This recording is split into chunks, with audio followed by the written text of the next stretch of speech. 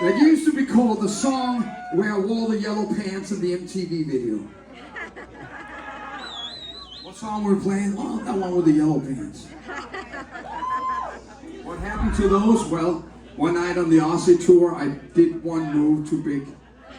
And suddenly felt a lot of cold air behind me. And when I looked at the drawing, I went, gone with him. Are you guys okay with the stories? Yes! Because I know that MTV is not going to do that documentary on me. I'm doing it myself live every single night. The truth from the horse's mouth.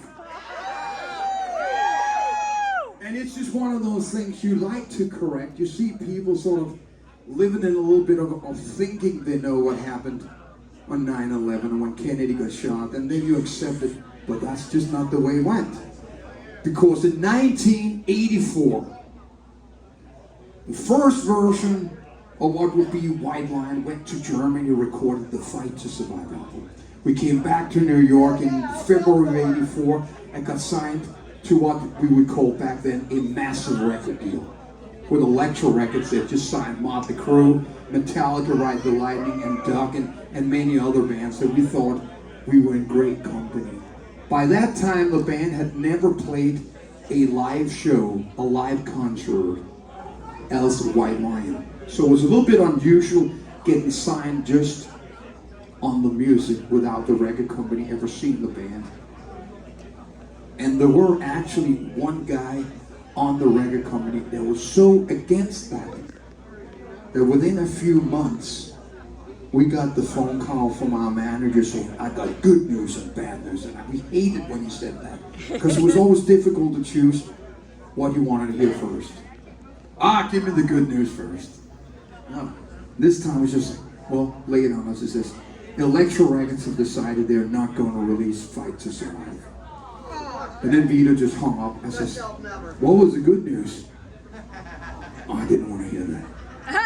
And then we called back and says, the good news is you get to keep the money. And I can tell you straight from my heart that that big amount of money that we'd gotten from that meant nothing. They had taken our dream away. And for the next year, we just stayed in that Brooklyn basement. And actually, that's when Vito started and I started writing the Pride album. Then our manager gets this album, so it makes like a licensed record deal with the Japanese record company, and the album comes out in '85 in Japan. Then it gets imported to Germany, France, and England, and it becomes not a big success, but an underground success in those four countries. And a year later, started importing the album back to New York, New Jersey, our hometowns. So that's where that started.